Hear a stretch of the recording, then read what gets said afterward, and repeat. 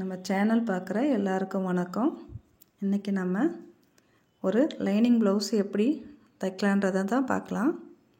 போன வீடியோவில் பார்த்தீங்கன்னா ஃபஸ்ட் பார்ட்டாக நான் லைனிங் ப்ளவுஸ் கட்டிங் எப்படி போடுறதுன்றதை போட்டிருந்தோம். இப்போ நம்ம எப்படி ப்ளவுஸ் தைக்கலான்றதை பார்க்கலாம் செகண்ட் பார்ட்டில். பாருங்கள், இப்போ ஃபஸ்ட்டு நம்ம நெக்கு தான் ஜாயின் பண்ண போகிறோம். அதுக்கு இந்த மாதிரி ஊசியை போட்டுட்டு குண்டூசி அங்கங்கே பின் பண்ணிவிட்டு நீங்கள் நெக்கு தைச்சிங்கன்னா நம்ம எந்த ஷேப்பில் வெட்டுறோமோ அந்த ஷேப் நம்மளுக்கு கரெக்டாக கிடைக்கும். நீங்கள் பின் பண்ணாமல் நீங்கள் தைச்சிங்க அப்படின்னா ஷேப் சில நேரம் மாறிடும். பாருங்கள், கட்டாயமாக நீங்கள் இந்த மாதிரி ஊசியை போட்டுட்டு தைங்க. இப்போ இந்த மாதிரி நைஸான கிளாத்தாக இருக்குது அப்படின்னா நம்ம ஒரு கேன்வாஸ் வச்சு தைச்சா நல்லா ஃபினிஷிங்காக இருக்கும் நெக்கு. ஆனால் கேன்வாஸ் வைக்காமலேயும் இந்த மாதிரி ஸ்டிப்பாக எப்படி தைக்கிறதுன்றதை பார்க்கலாம். பாருங்கள், இந்த மாதிரி ஒரு 1/2 இன்ச் அகலம் உள்ள கிராஸ் பீஸை ஜாயின் பண்ணி நீட்டாக நம்ம கழுத்துக்கு தேவையான அளவுக்கு வெட்டி ஜாயின் பண்ணிக்கோங்க. ஜாயின் பண்ணிவிட்டு அப்படியே கிளாத் மேலே வச்சு 3 பீஸையும் ஒன்றாவே நீங்கள் எப்பொழுதும் அடிக்கிற மாதிரி தையல் போட்டு எடுத்துக்கோங்க. நீங்கள் 2 கிளாத்தை மட்டும் நீங்கள் அந்த மாதிரி அடித்து திருப்புனீங்க அப்படின்னா கழுத்து ஒரு ஷேப்பாக இருக்காது, உள்ளே மடிஞ்சு போகும். நீங்கள் இந்த மாதிரி ஸ்டிப்பாக தைக்கும்போது கழுத்தோட ஷேப் நல்லா க்யூட்டாக தெரியும் உங்களுக்கு. பாருங்கள், இழுத்து அடிக்காதீங்க. 3 துணியும் சேமாக கொஞ்சம் ஃப்ரீயாக லூஸாக விட்டு அடிங்க.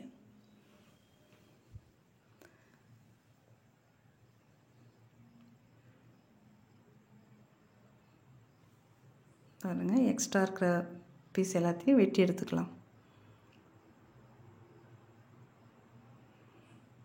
அதுக்கப்புறம் சின்ன சின்னதாக அந்த வளையிறதுக்காக கட் கொடுத்துக்கலாம். அங்கே வந்து கட் பண்ணி விடுங்க. இந்த கட் பண்ணி விடுறத பாருங்கள், நேராக நம்ம கட் பண்ணக்கூடாது. இந்த மாதிரி கிராஸாக கட் பண்ணுங்கள்.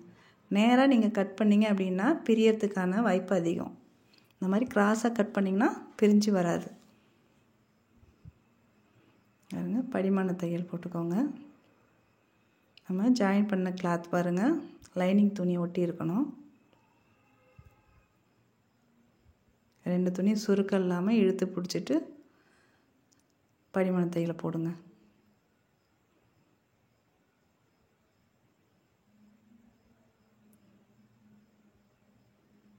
இதுக்கு மேலே நான் எந்த தையலும் போடலை. இப்போ அப்படியே தேய்ச்சி விட்டுட்டு வச்சுடுங்க. நம்ம ஃப்ரண்ட் பார்ட்டை ரெடி பண்ணிக்கலாம்.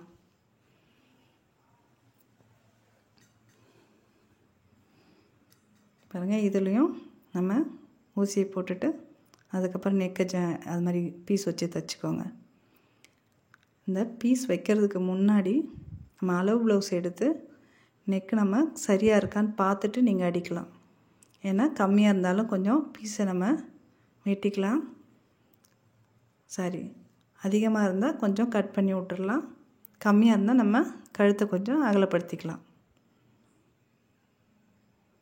பாருங்கள், அளவு பார்த்துட்டு பீஸ் அதே மாதிரி வச்சு அடிச்சிடுங்க.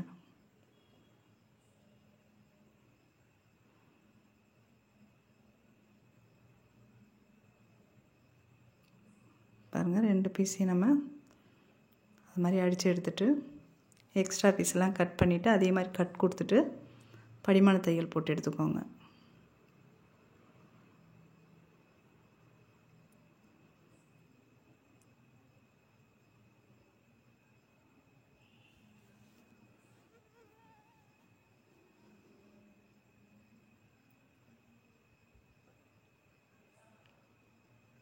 பாருங்கள், படிமான தையல் இந்த ஒரு படிமான தையல் தான் போட்டிருக்கேன்.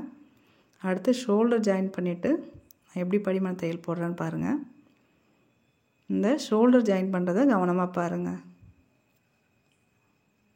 ஏன்னா பிசுறு தெரியாமல் நம்ம எப்படி ஷோல்டர் ஜாயின் பண்ணுறோன்றதை பாருங்கள். இந்த 2 அப்படி பிரித்து போட்டுட்டு பேக் சைடை பாருங்கள், ஃப்ரண்ட்டோட லைனிங் கிளாத்தும் பேக்கோட லைனிங் கிளாத்தும் ஒன்றா இருக்கணும். இங்கே பாருங்கள், மெயின் கிளாத்தும் ஒன்றா இருக்குது. பாருங்கள், இந்த மாதிரி பிரித்து வச்சு எவ்வளோ ஷோல்டருக்கு துணி விட்டோமோ கரெக்டாக அடித்து எடுத்துக்கோங்க.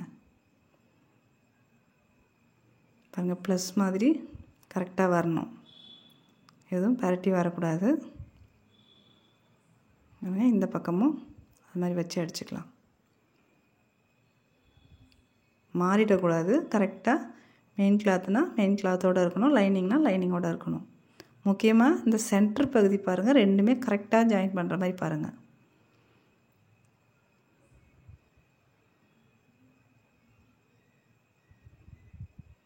பாருங்கள், இதுக்கப்புறம் நல்லா தேய்ச்சி விட்டுட்டு திருப்பி கழுத்தை பாருங்கள், ஃப்ரண்ட்லேருந்து நான் ஆரம்பித்து தைக்கிறேன் பாருங்கள். இதுமாதிரி தனித்தனியாக பார்ட்டாக தைக்காமல் நெக்கு இந்த மாதிரி ஒரே தையலில் நீங்கள் போட்டிங்க அப்படின்னா கழுத்தோட ஷேப் நல்லாயிருக்கும். நீங்கள் ஷோல்டர் தனித்தனியாக நீங்கள் அடிச்சுட்டு ஜாயின் பண்ணும்போது பார்த்தீங்கன்னா ஷோல்டர் பக்கம் ஒரு ஏற்ற இறக்கம் வரலாம், இல்லை ப்ளவுஸ் போடும்போது பார்த்தீங்கன்னா கொஞ்சம் உள்ளே அடங்கின மாதிரி இருக்கும், ஷேப் மாறி இருக்கும். நீங்கள் இந்த மாதிரி அடிக்கும்போது பார்த்தீங்கன்னா ஒரே கோடாக நல்லா அழகாக இருக்கும். பாருங்கள், நல்லா ஸ்டிப்பாக இருக்குது பாருங்கள், கேன்வாஸ் வச்ச மாதிரி. இந்த பிசுறு தெரியாமல் ஷோல்டரும் எவ்வளோ அழகாக இருக்குது பாருங்கள்.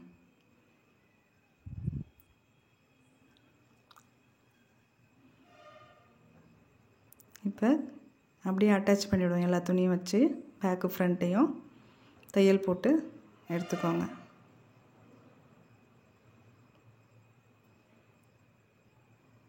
நீங்கள் பிகினர்ஸாக இருக்கீங்கன்னா ஃப்ரண்ட் பார்ட்லேயும் அங்கங்கே நீங்கள் ஊசியை குத்திட்டு அதுக்கப்புறம் நீங்கள் அது மாதிரி தைச்சி எடுத்துக்கோங்க.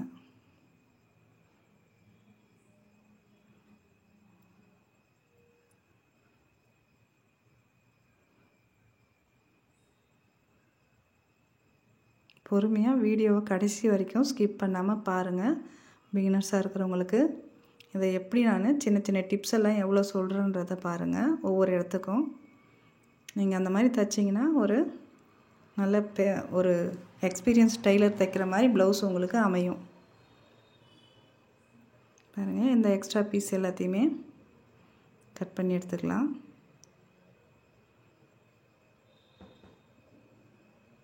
ஒரு ப்ளவுஸை போடும்போது பிசுறு இல்லாமல் தைச்சி போட்டால் தான் ஒரு கம்ஃபர்டபுளாக இருக்கும் நம்மளுக்கு.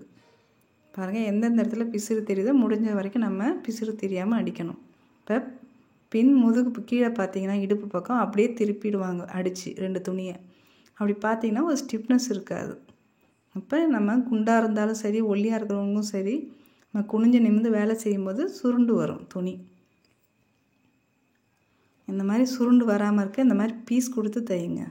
நான் நார்மல் ப்ளவுஸ் கூட நான் பீஸ் கொடுத்து தான் தைப்பேன். நல்லா ஸ்டிப்பாக இருக்கும் ப்ளவுஸு. இடுப்பு ஏறாமல் இருந்தாலே பாருங்கள் கழுத்து லூஸ் வராது, பாடி லூஸ்லாம் வராது. முடிஞ்ச வரைக்கும் இந்த மாதிரி பீஸ் வச்சு தைக்க பாருங்கள்.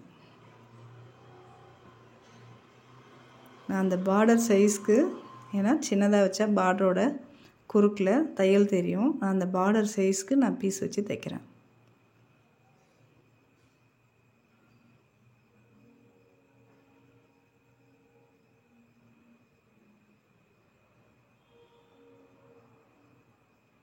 தையல் அழகாக நீட்டாக போட பழகிக்கோங்க.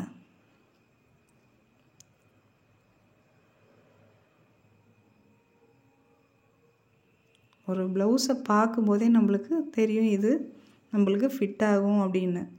ப்ளவுஸ் ஸ்டிச்சிங்லேயே நம்ம கண்டுபிடிச்சிடலாம். அதனால் முடிஞ்ச வரைக்கும் தையல் அழகாக போட பழகுங்க.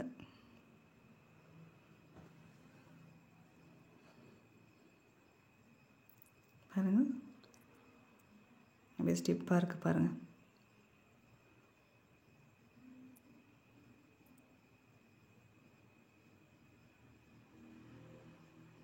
அடுத்து பார்த்திங்கன்னா நம்ம ஃப்ரண்ட்டில் டாட் பிடிக்க போகிறோம்.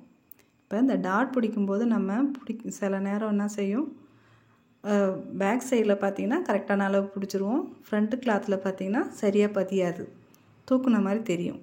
அந்த மாதிரி இல்லாமல் இருக்க இந்த மாதிரி சென்டரில் ஒரு தையல் போட்டுருங்க. 2 துணியும் சேர்ந்த மாதிரி ஒரு தையல் போட்டுருங்க. டாட் எங்கெங்கே பிடிக்க போகிறோமோ அந்த இடத்துல. இப்போ 2 துணியும் நல்லா அட்டாச் ஆகிருக்கும். அதுக்கப்புறம் நீங்கள் டாட் பிடிச்சி பாருங்கள், சூப்பராக வரும் டாட்.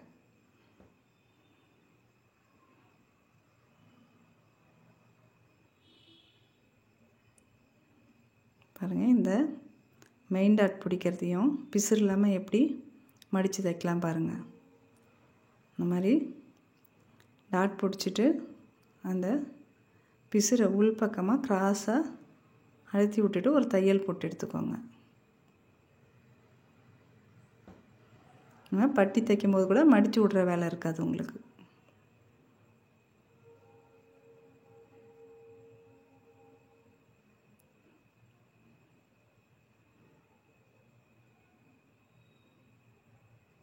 அந்த டாட் ஒழுங்காக தைச்சாதான் நம்மளுக்கு கப் ஷேப் வந்து கரெக்டாக அமையும். பாருங்கள், 2 துணியும் ஒன்றா இருக்கிற மாதிரி கரெக்டாக டாட் பிடிச்சாச்சு. 2 பக்கமும் டாட் பிடிச்சிட்டேன். இப்போ பட்டி வைக்கலாம் பாருங்கள். நான் பட்டி எப்படி வைக்கணுன்றத பாருங்கள். நம்மளுக்கு சிரமம் இல்லாமல் பிசுறு தெரியாமலும் எப்படி ஈஸியாக பட்டி வைக்கலான்னு பாருங்கள். சில பேர் பார்த்திங்கன்னா இந்த 2 துணியும் உள் துணியும் மேல் துணியும் ஒன்றா வச்சு அப்படியே பிசுறு தெரியாமல் டக்குன்னு அடிச்சிருவாங்க. அடிச்சுட்டு ஒரு ஓவர்லாக்கோ இல்லை அப்படியே கூட விட்ருவாங்க. அது நம்மளுக்கு அந்த பிசுறு இருந்தாலே கம்ஃபர்டபுளாக இருக்காது ப்ளவுஸ். இந்த மாதிரியே பிசுறு இல்லாமல் நான் பட்டியை எப்படி மூடி தைக்கிறேன் பாருங்கள். அதுவும் பட்டி வெட்டும்போது பாருங்கள், நான் கரெக்டான அளவுலாம் வெட்ட மாட்டேன். சில நேரம் நம்ம கரெக்டாக வச்சிட்டோம் அப்படின்னா மடித்து தைக்கும்போது சைடு ஜாயின் பண்ணும்போது பார்த்திங்கன்னா ஏற்ற இறக்கம் வரும். நீங்கள் இந்த மெத்தடை நீங்கள் யூஸ் பண்ணி பாருங்கள்.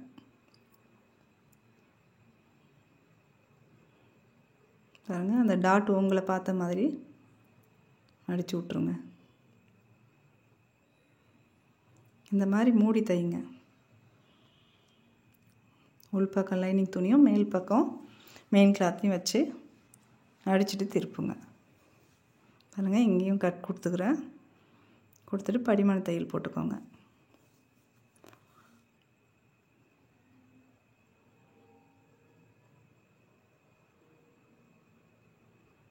பாருங்கள், சைடில் இப்போவே சைடில் கொஞ்சம் துணி பீஸ் இருந்தால் கூட எல்லாத்தையும் வெட்டி எடுத்துருங்க.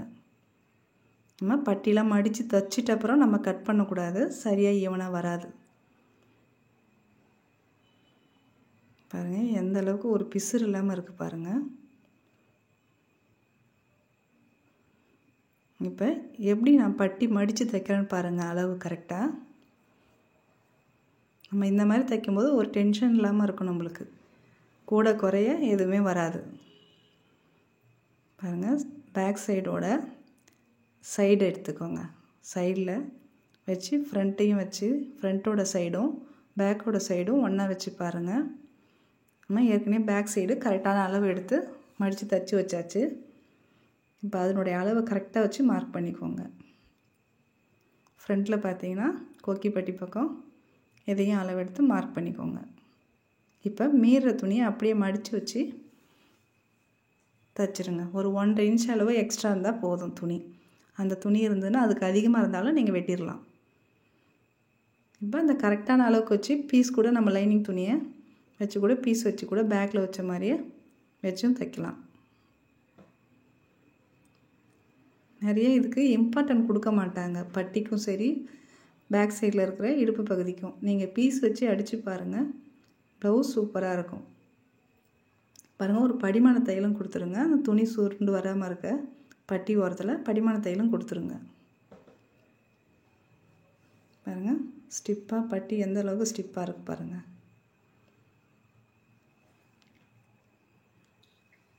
இப்போ ஐப்பட்டியும் கொக்கி பட்டியும் இப்போ வச்சுக்கலாம் பாருங்கள்.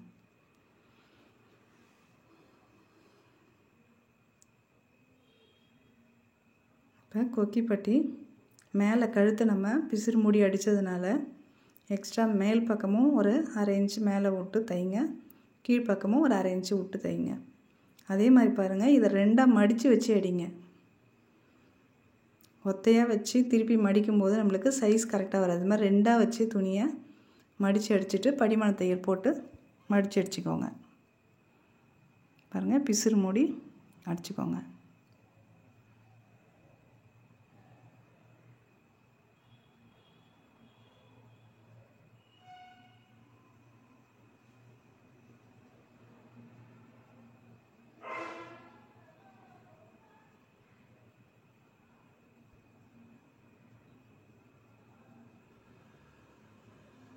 நம்ம வீடியோ பிடிச்சிருந்தா உங்கள் ஃப்ரெண்ட்ஸுக்கும் ஷேர் பண்ணுங்கள்.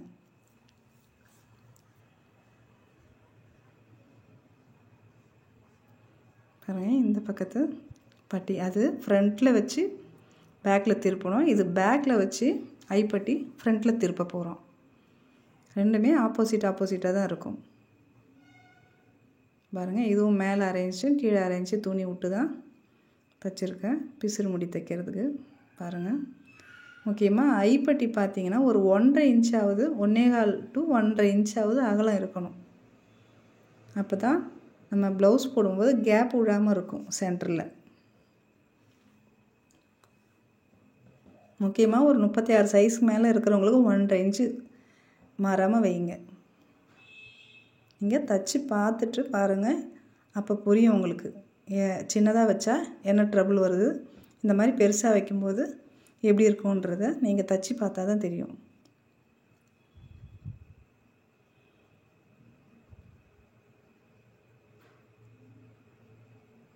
பாருங்கள், தைச்சாச்சு.